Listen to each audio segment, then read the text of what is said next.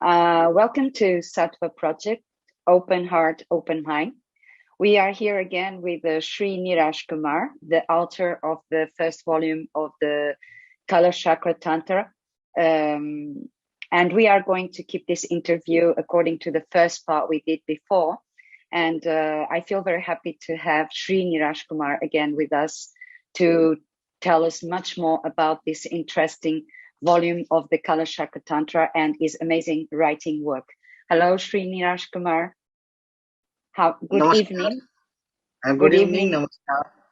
Namaskar. Good evening to India, to all my Indian friends. And thank you so much for your kind attention in accept this invitation for the second interview about your volumes.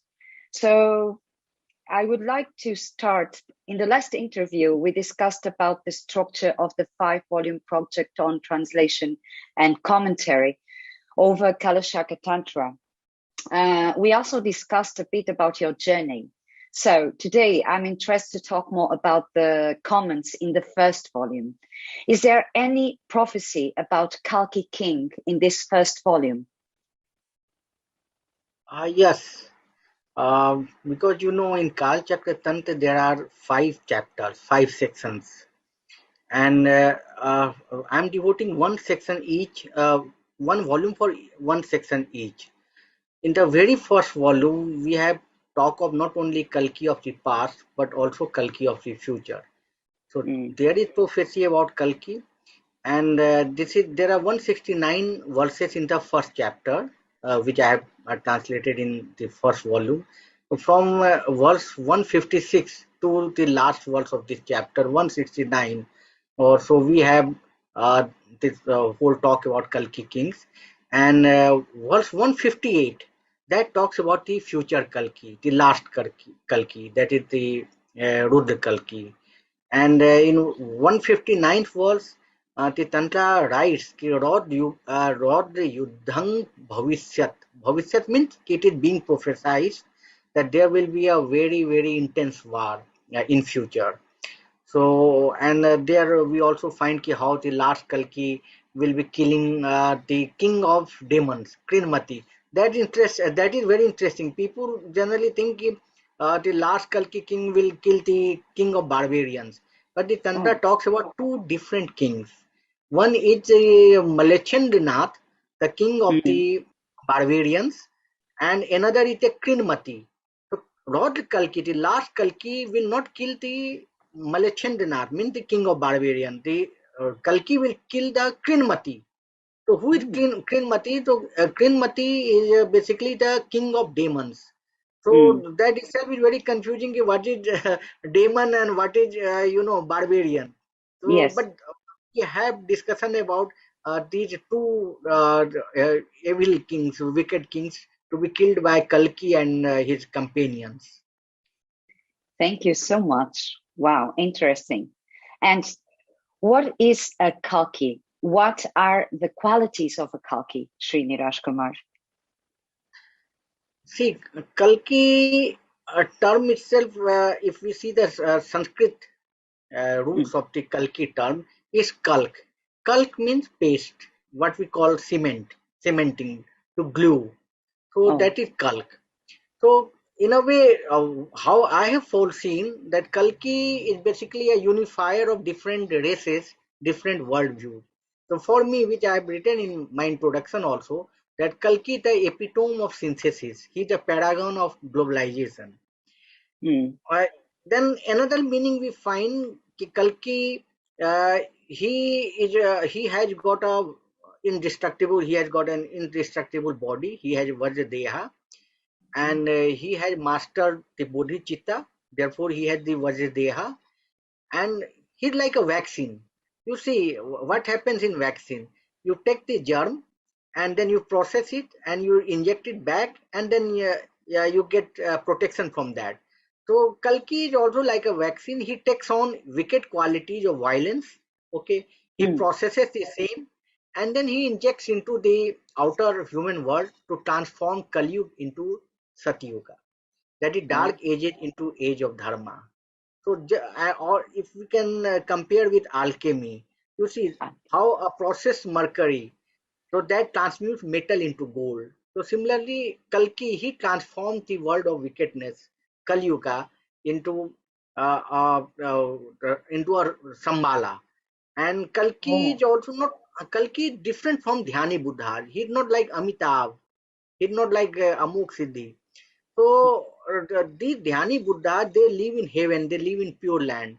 But mm, Kalki is very much human. Okay, so oh, Kalki's pure land is not in some heavenly place. It is very much terrestrial. It is very much on earth. Zambala is on earth.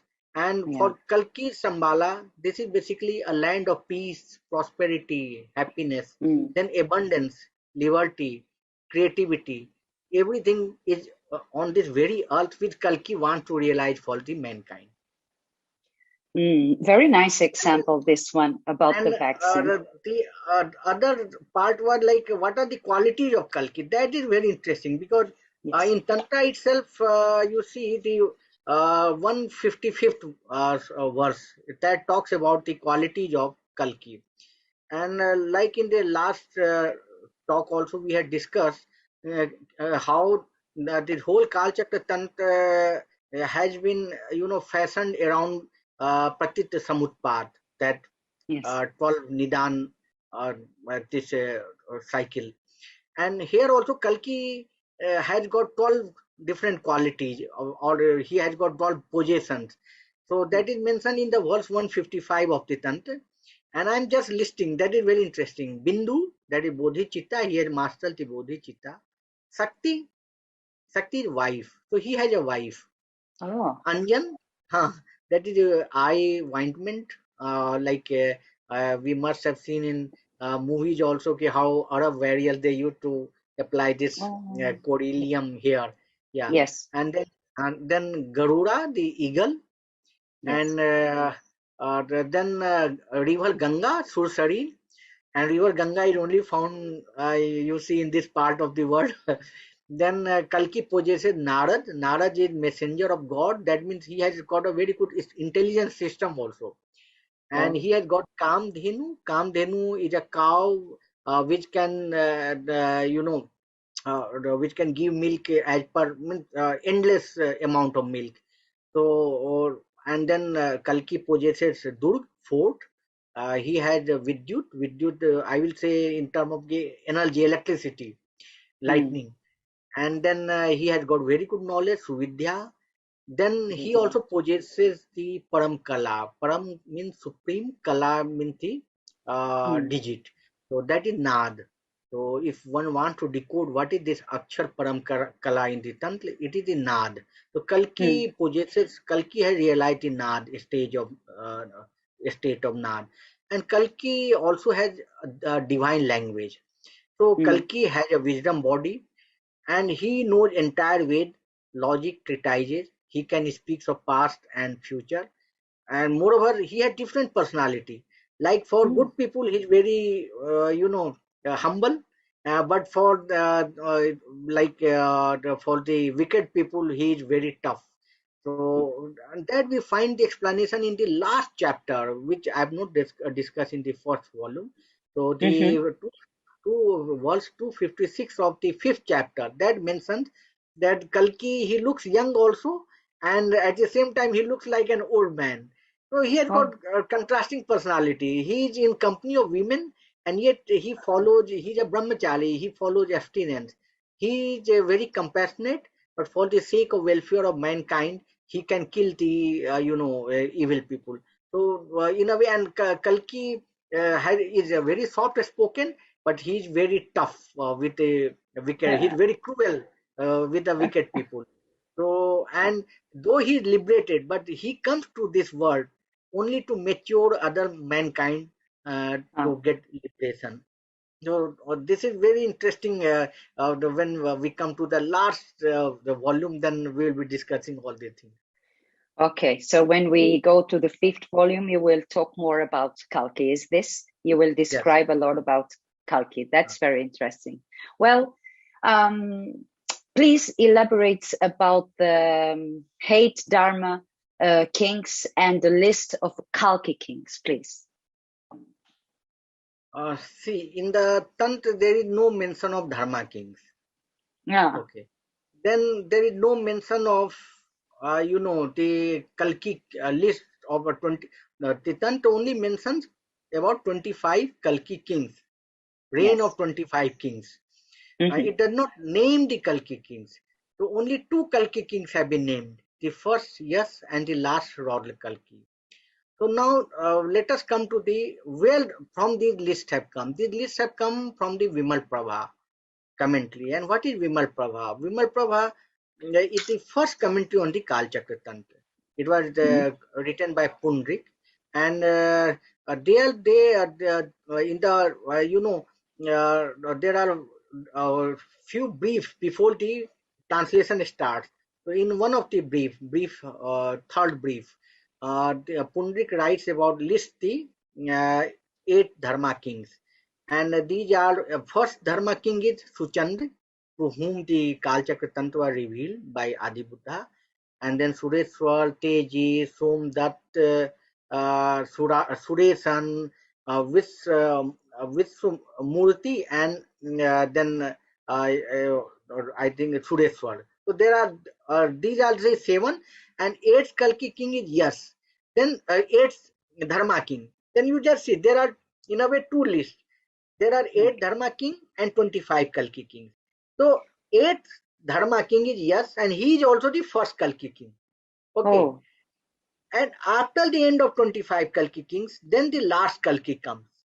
So that means Oh. last Kalki is 33rd in the list, because we have got 33. seven Dharma king, then Yes. 25 Kalki king. Yes, is in both places, so 32, and then the last Kalki king, Rudra Kalki, come. So he will be 33rd. He will not be 34th. So there is a lot of confusion that whether he Mm-hmm. 25th Kalki king or 26th Kalki king, Mm. 26th Kalki king.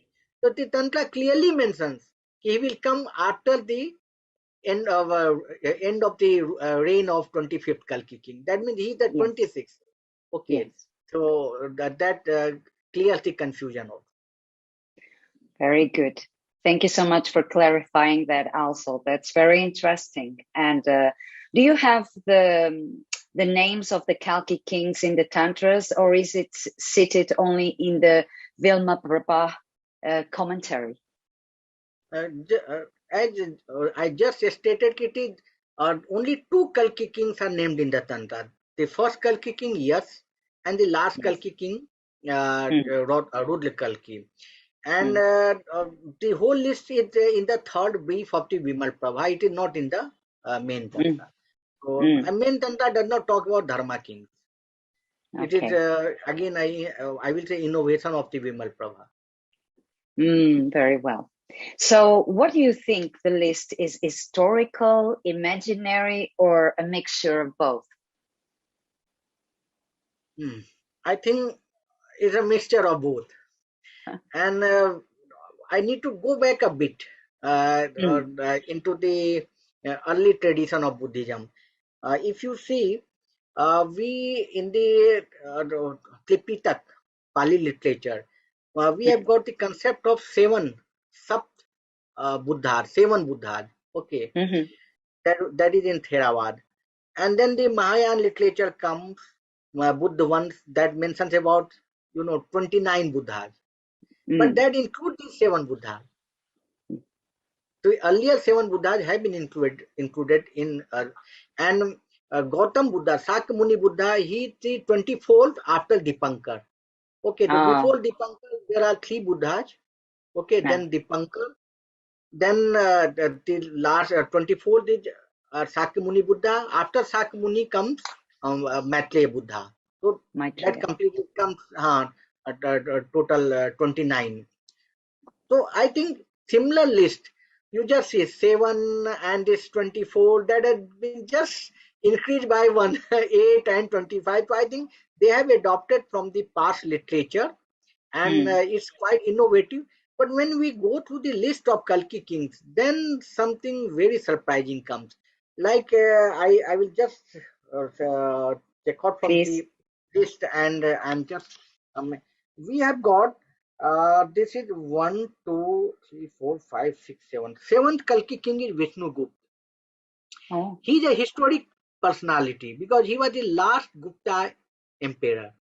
Mm. Okay. Then we have got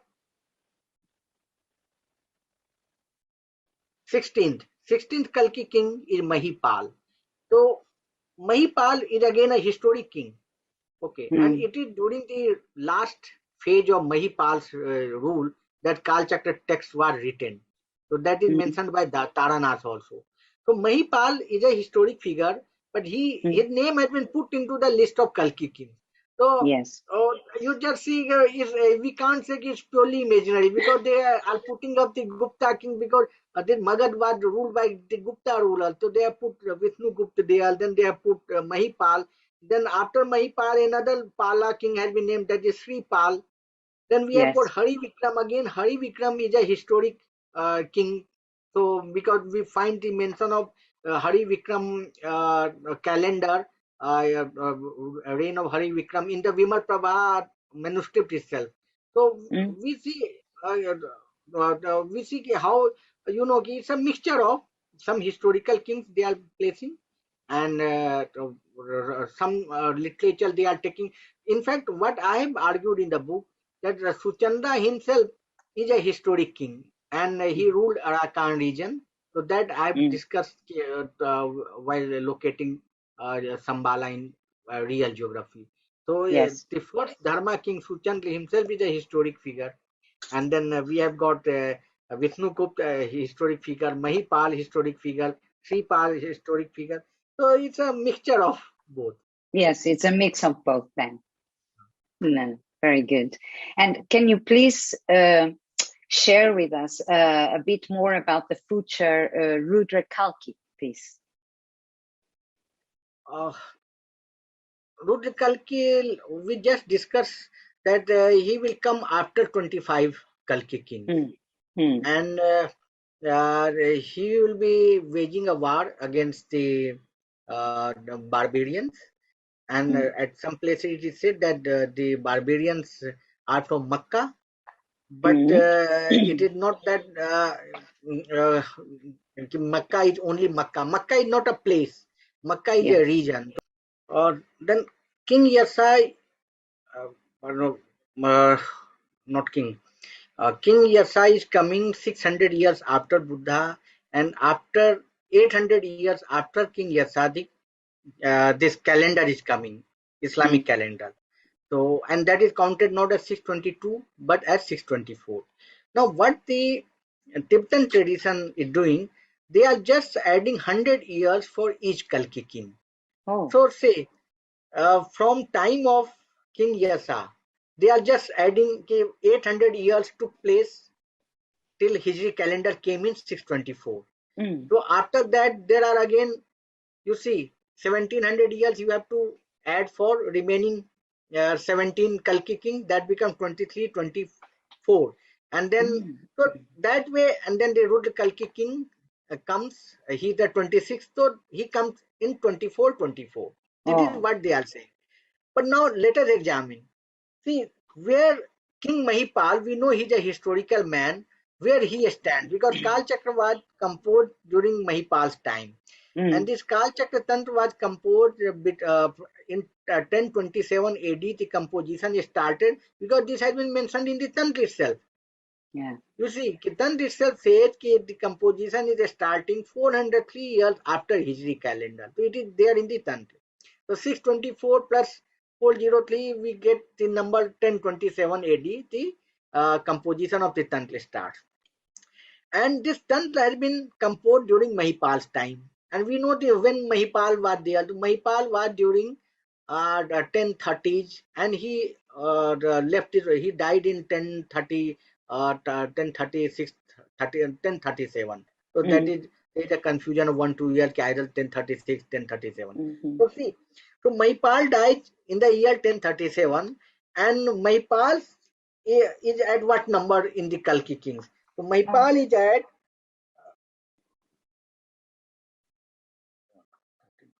he's at number 16. Okay. 16. So number 16. So after Mahipal, only 10 more Kalki kings have to come. So even if you add 100 years each for one Kalki kings, then it becomes 1000 years. So Yes. if Mahipal died at around 1037, then the time of the last Kalki, Rudra Kalki, that falls in 2030, 2035.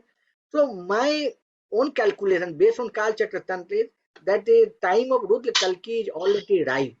Okay, Oh, so there is no need to wait for 24 AD. By that yes. time, our world will be controlled by artificial intelligence. We human will be very fringe element there. So the time is ripe as per the Tantra, and this whole I will say business of 24 AD is Mm. based upon misinterpretation and ignorant reading of the text. Like misinterpretation and ignorant reading of the text, in your opinion, right? Yeah. Okay. So, by your readings, is Raudra Kalki as to emerge, and this is the time? Yes, that I told you because if Mahipal was the Yes. 16th Kalki king and Mm. he died around 1036, 1037, then the 26th Kalki king's time is already, Okay. and it is now, the Oh, it power of is now. now. The power of now. Yes. So when do you view such possibilities? So while going through, because in Kalchakatan, they always talks about balance, the Yeah. middle point. It may be in time, it may be in breathing, in anything, the middle point of any system. So if we see the movement, planetary movements and all the things, so basically it is equinox, which is very Equinox. important Yes. for the Kal Chakratan because days and nights are equal. Yes. So and we have got only two such days.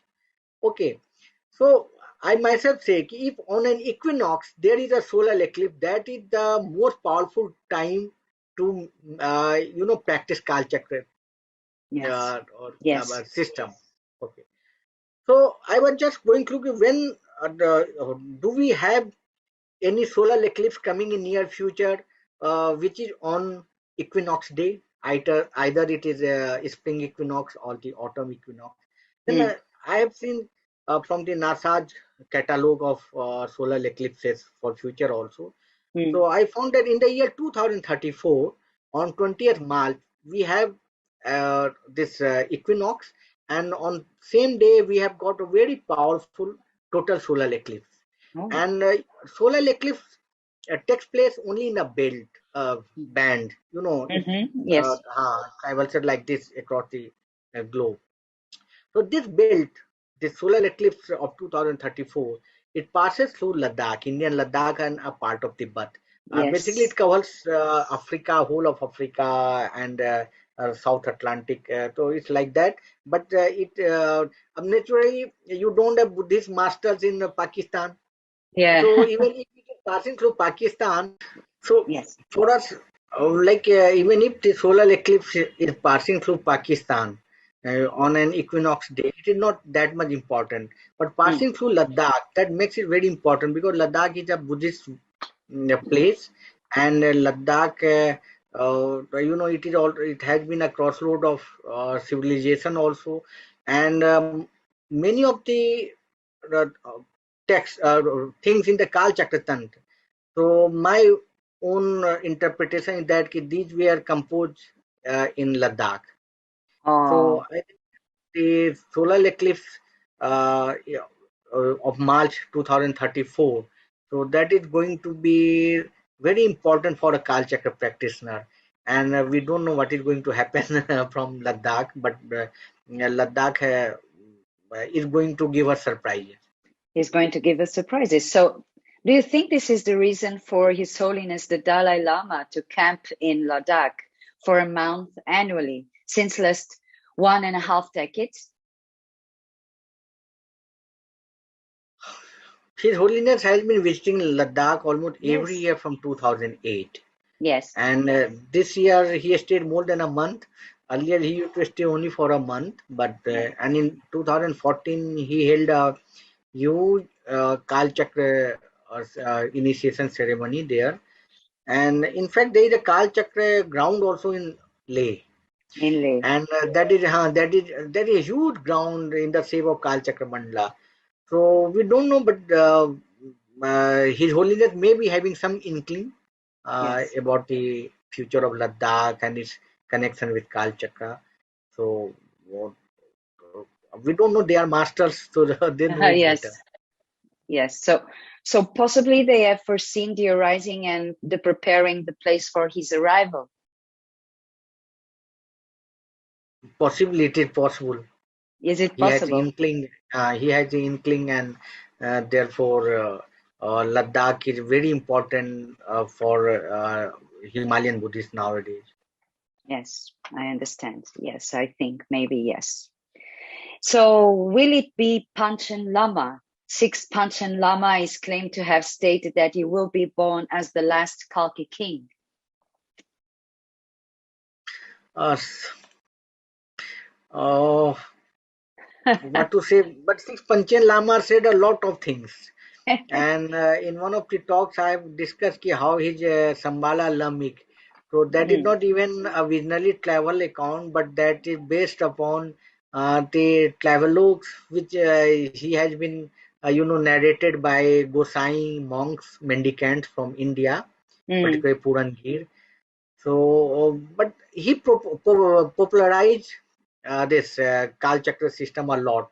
Now you see, Panchen Lama, he belonged to the Geluk tradition, Gelug tradition, and yeah. he sometimes claimed he is King Yasa, Yeah. and then he will be the last Kalki king also. On the other hand, when we see Mongolia, and we know that Shambhala in Mongolia, this uh, Khamarkin monastery in the Gobi Mm, Desert. So mm. that is a Nyingma monastery. That is Yes, not it's Gelug. enigma. So their prediction is that the last Rudra Kalki, the last Kalki king, Rudra Kalki, he will be emanation of Guru Padma Sambhav.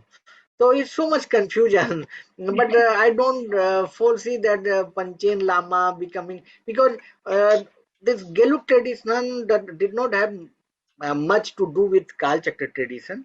Okay, Yes. so Geluk said it was being carried basically by older traditions and then Mm. Kagyu Paj. Yes. So perhaps Panchen, six Panchen Lama politicized it, and Oh, yes. he had already sent a painting of King Suchanda to the Manchu emperor, and Mm-hmm. thereafter he also went to celebrate 70th birthday of the Manchu emperor, and then he composed poems there for to be reborn in Shambhala. Yes, So then yes. he wrote this account of visiting Shambhala in vision, and which Yes. I found it was not even vision. So what he predicted, I think I don't have much faith or what he had prophesied about himself. It's very political kind of a statement. Mm. Means it's maybe it's a bit of a myth. It's not Yes. proper based on facts. Is this Uh, right? Okay, very no, good. I won't say even myth. I will say it was just a political tool. You see, Oh. this is very funny. Some of the lamas when in the early 20th century, so Mm, they were promoting King Jar at the last at the White Kalki, okay, mm. and Russia, communist Russia at Sambala, and we are finding these Mongolian lamas in Gobi, particularly Oh. Nyingma lamas. They Oh. are promoting Japan at Sambala. There's so much confusion. Yes, So yes, yes, these are only political users. If you want to, win the support of the king, then you say you will be the yes. here is the Kalki king and here is the Yeah, Sambhala. I understand. Yes, it's not based on facts at all. It's just a Yes, political tool. Let's say like political. this. Very good. So, are there many? I mean, are there more storytelling what Yuval Harari claims about propensity of human minds? Yes, it's like a storytelling only. Even the whole myth of Sambhala. So I will say Mm, the Sambhala, some is happiness, some is peace also, some mm. so some and Bhal is description. So Sambal, it is not Sambhala in the Tantra, it is Sambal. So Sambal Oh, is to describing a state of happiness, describing oh, peace. These are just you know, visualization about a utopian world where there is prosperity, peace, Oh, people are happy, people are liberty.